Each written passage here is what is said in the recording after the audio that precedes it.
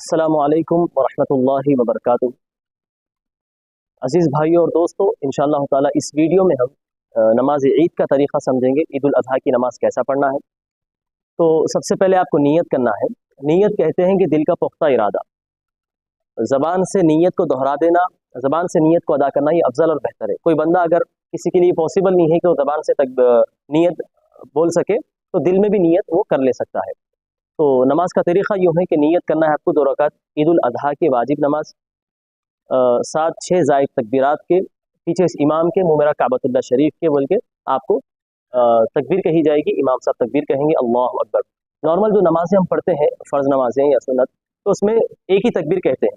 पर ईद की नमाज़ों में, चाहे वो ईद उल अज़हा हो, चाहे वो ईद उल फ़ितर हो, उसमें 6 तकबीरात एक्स्ट्रा होते हैं, ज़ायद होते हैं। ज़ायद का माना एक्स्ट्रा, 6 तकबीरात एक्स्ट्रा होते हैं। तो सबसे पहली तकबीर लगाई जाएगी आपको पहली रकात में, तो आपको हाथ उठा के हाथ बांध लेना है। तो पहली रकात में 4 तकबीरात होंगी और दूसरी रकात में 3 तकबीरात होंगी, टोटल 7 तकबीरात होंगी। तो पहली रकात में तकबीर कही जाएगी, अल्लाहु अकबर, आप हाथ उठाना है और हाथ को बांध लेना है।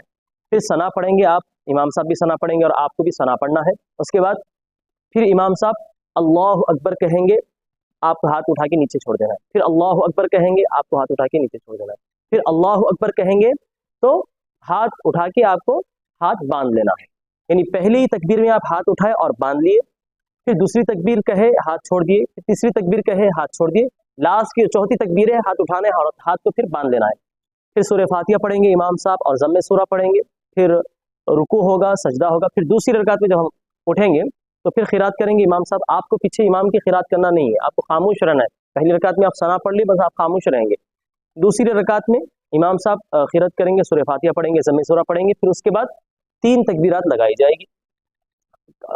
पहली तकबीर कही जाएगी, कानों तक हाथ उठाए और हाथ छोड़ दे। फिर दूसरी तकबीर कही जाएगी, हाथ उठाए छोड़ दे। तीसरी तकबीर कही जाएगी, हाथ उठाए छोड़ दे। चौथी तकबीर जब कही जाएगी तो वो उसको हाथ में उठाना है, बल्कि चौथी तकबीर में आपको सीधा रुकू में चले जाना है। तो टोटल ये 7 तकबीरात है जो आपको ईद में लगाना है। और इमाम साहब भी अल्लाहु अकबर कहेंगे। अक्सर हमारे भाई लोग क्या समझते हैं कि इमाम साहब तकबीर लगाएंगे सिर्फ हम हाथ उठा लेंगे, समझते हैं, गलत बात है। इमाम साहब जोर से तकबीर लगाएंगे। आपको अपने अंदर, आप जितनी आवाज़ आपको निकालना है, मुख्तसर आवाज़, आप भी अल्लाहु अकबर कहते हुए हाथ उठाएंगे और हाथ छोड़ेंगे। तो फिर उसके बाद रुकू होगा और सजदा होगा। ये ईद की नमाज का मुकम्मल तरीक़ा है। उम्मीद है आप तमाम हज़रात को ये तरीक़ा समझ में आ गया होगा। अस्सलामु अलैकुम व रहमतुल्लाहि तआला व बरकातुहू।